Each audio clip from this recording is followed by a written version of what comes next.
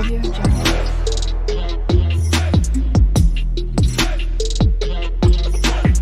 Audio Jungle.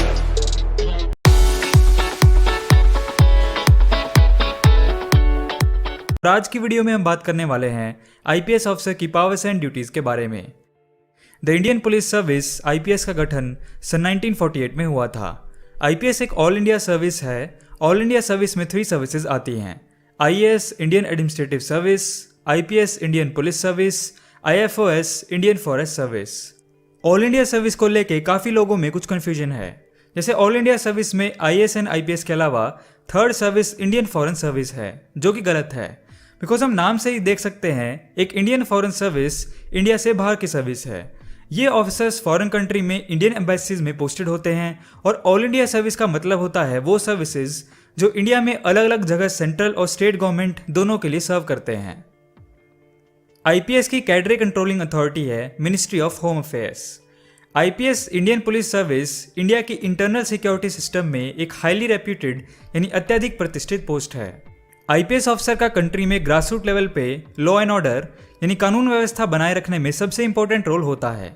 लोग IPS officer की post को पाना ही बहुत बड़ी अचीवमेंट समझते हैं। आईपीएस ऑफिसर्स की रिक्रूटमेंट सिविल सर्विसेज एग्जाम के थ्रू होती है, जो हर साल यूपीएससी द्वारा कंडक्ट किया जाता है। यह दूसरे तरीके से by promotion from state police service. लेकिन अगर हम कंपेयर करें एक प्रमोटेड आईपीएस ऑफिसर को एक डायरेक्टली रिक्रूटेड आईपीएस ऑफिसर से, तो डायरेक्टली भर्ती हुआ आईपीएस ऑफिसर ओहदे में ऊपर आता है। यानी दोनों में से डायरेक्टली रिक्रूट वाले ऑफिसर्स के ऑर्डर्स और कमांड ऊपर आएंगी। एक आईपीएस ऑफिसर को राष्ट्रीय प्रतीक यानी अशोक एम्बलम अपने यूनिफॉर्म पे लगाने को मिलता है, जो हमारे देश के द्वारा माने जाने वाले शांति, अहिंसा, देश के लिए निष्ठा और त्याग जैसे सिद्धांतों की महानता को दर्शाता है। आईपीएस ऑफिसर का एंट्री लेवल डेजिग्नेशन होता है as an DSP, deputy superintendent of police, फिर as an SP, superintendent of police rank. Progressively IPS officer को प्रमोट किया जाता है नेक्स्ट लेवल पर as DIG, deputy inspector general of police, IG inspector general of police, additional DG police and DG director general of police. Let's talk about work type of IPS officer. IPS officers की post पे officers को बहुत सारी powers दी जाती हैं, specially कुछ ऐसी powers जो ऑफिशियली एग्जैक्ट तरीके से मेंशन नहीं है कानून की किताबों में, बट उन्हें दिया गया है क्राइसिस यानी संकट के समय सोसाइटी में लॉ एंड ऑर्डर मेंटेन करने के लिए।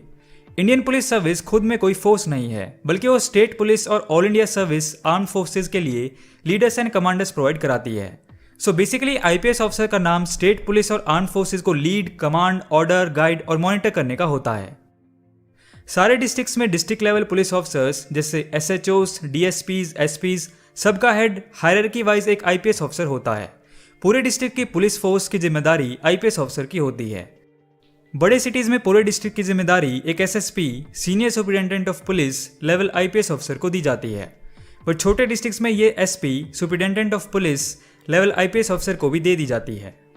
आईपीएस ऑफिसर की जिम्मेदारी होती है उनके डिस्ट्रिक्ट्स में पुलिस सिस्टम सही से काम करे, लोगों की कंप्लेंट्स दर्ज हों और उन पे कानून के अनुसार एक्शन लिया जाए।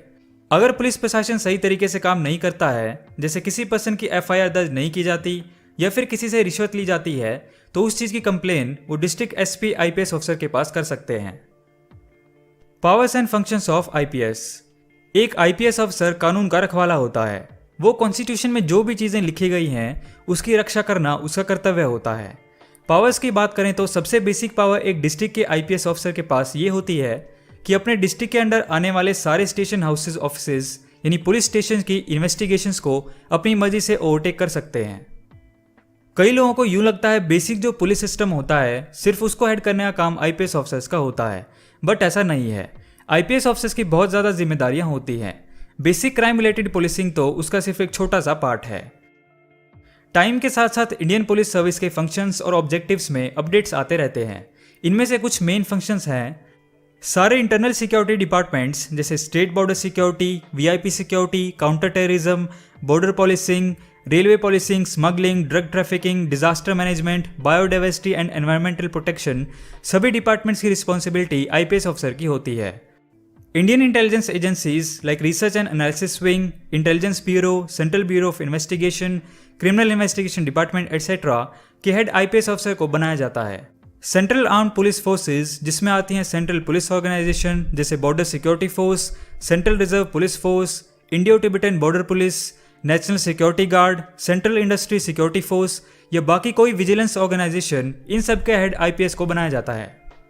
आईपीएस ऑफिसर्स दूसरी सर्विसेज जैसे Indian revenue service, Indian forest service, उनके साथ मिलके पुलिस सिस्टम का कोऑर्डिनेशन बनाते हैं ताकि ऐसे काम जिनमें दोनों अथॉरिटीज़ की ज़रूरत है वो फटाफट हो सके। आईपीएस ऑफिसर्स कोशिश करते हैं कि पुलिस फोर्स को लोगों के लिए ज़्यादा से ज़्यादा फ्रेंडली बनाया जाए, जिससे आम आदमी के लिए पुलिस की हेल्प लेना आसान हो जाए। Duties of IPS officer. IPS officer का सबसे मुख्य कर्तव्य होता है उनके अपने जुरिस्डिक्शन यानी अधिकार क्षेत्र में आने वाले लोगों की सेफ्टी एंड डिस्ट्रिक्ट लेवल पे आईपीएस ऑफिसर की आईएएस ऑफिसर के साथ मिलके लॉ एंड ऑर्डर मेंटेन करने की जिम्मेदारी होती है। आईपीएस ऑफिसर की रिस्पॉन्सिबिलिटी है कि ये सारी चीज़ें उनके आधिकारिक क्षेत्र में ठीक ढंग से हों, जैसे अपराध को रोकना, अगर कोई अपराध हुआ है तो उसको दर्ज करके उसकी पुष्टि करना, अगर किसी पर्सन के साथ अपराध हुआ है तो उसके कहने पर अपराध के खिलाफ एफआईआर दर्ज करना और उसकी जांच करना और उसके खिलाफ एक्शन लेना, रोड एक्सीडेंट को कम करना, सरकार या बैंकों के कैश ट्रांसपोर्ट में सिक्योरिटी प्रोवाइड कराना, loud speakers, rallies, political and religious functions की परमिशन देना, इलेक्शन के टाइम व्यवस्था बनाना, पोलिंग बूथ पे सिक्योरिटी प्रोवाइड कराना। इसके अलावा आईपीएस ऑफिसर्स की ड्यूटीज में आता है मेंटेनिंग पीस। आईपीएस ऑफिसर अपने एलोकेटेड डिस्ट्रिक्ट में ओवरऑल पीस मेंटेन करने में महत्वपूर्ण भूमिका निभाते हैं और इससे रिलेटेड एक्शंस लेने के लिए डिसीजन मेकिंग प्रोसेस का आईपीएस ऑफिसर इंपॉर्टेंट हिस्सा होते हैं। Securities for VIP. आईपीएस की रिस्पॉन्सिबिलिटी होती है अपने स्टेट के चीफ मिनिस्टर और प्राइम मिनिस्टर अन्य वीआईपीज को सिक्योरिटी प्रोवाइड कराना। Disaster and crisis management. IPS officer की जिम्मेदारी होती है ये देखना कि प्राकृतिक आपदा जैसे संकट के टाइम सभी लोग सुरक्षित हैं या नहीं, इन्वेस्टिगेशन करके संकट के कारण का पता लगाना, राइट्स जैसे सिचुएशन में जरूरत पड़ने पे तुरंत आर्म फोर्सेस यानी एनडीआरएफ से मीटिंग करके हेल्प लेना। Implement the laws. IPS officers को अपने एरिया में ये सुनिश्चित करना होता है कि सभी रूल्स फॉलो किए जा रहे हैं या नहीं, जैसे कोई रोड सेफ्टी रूल्स या फिर कोई इन्वायरमेंट से रिलेटेड लॉ एटसेट्रा। उन्हें देखना होता है कि आम जनता को इन लॉज की जानकारी अच्छे से है या नहीं और लोकल पुलिस स्टेशन भी इन लॉज से अपडेट है या नहीं। Prevent public property. आईपीएस अफसर की जिम्मेदारी होती है सरकारी और पब्लिक प्रॉपर्टी की प्रोटेक्शन करना। अगर कोई उनको नुकसान पहुंचाता है तो उनके खिलाफ एक्शन लेना।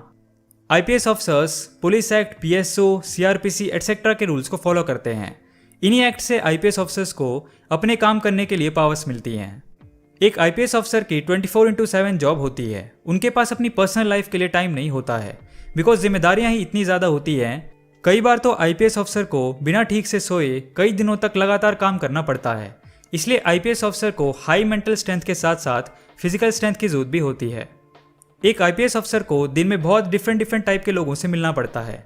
उसके लिए उनकी कम्युनिकेशन और मैनेजमेंट स्किल्स अच्छा होना बहुत ज़रूरी है। उन्हें कई बार बहुत जल्दी बहुत ही सेंसिटिव चीज़ों पर डिसीजन लेना पड़ता है, इसलिए हर टाइम अपना दिमाग ठंडा रखना उनके लिए बहुत ज़रूरी होता है ताकि सिचुएशन के अकॉर्डिंग वो बेस्ट डिसीजन लें। इन सब मुश्किलों के बावजूद आईपीएस एक ऐसी सर्विस है जिसमें पर्सन को बहुत ही हाई लेवल का इंटरनल सेटिस्फैक्शन मिलता है बिकॉज पुलिस सर्विस वो सर्विस है जो आम लोगों को इमीडिएट राहत देती है, उनकी प्रॉब्लम को सॉल्व करती है। आईपीएस ऑफिसर की सैलरी एंड बेनिफिट्स की बात करें तो सभी सिविल सर्वेंट्स को लगभग सेम सैलरी एंड बेनिफिट्स मिलते हैं। आईपीएस एंड आईएएस ऑफिसर की सैलरी एंड बेनिफिट्स लगभग सेम होते हैं। तो मैंने ऑलरेडी आईएएस वाली वीडियो में इनके सैलरी एंड बेनिफिट्स एक्सप्लेन किए हुए हैं, आप वो वीडियो चेकआउट कर सकते हैं। लिंक आपको डिस्क्रिप्शन या आई बटन में मिल जाएगा। तो ये थे दोस्तों आईपीएस की पावर्स एंड ड्यूटीज़। पॉलिटी से रिलेटेड और वीडियोस देखने के लिए आप पॉलिटिकल साइंस की प्लेलिस्ट को चेक कर सकते हैं। तो मिलते हैं अगली वीडियो में एक ऐसे ही नॉलेजेबल टॉपिक के साथ।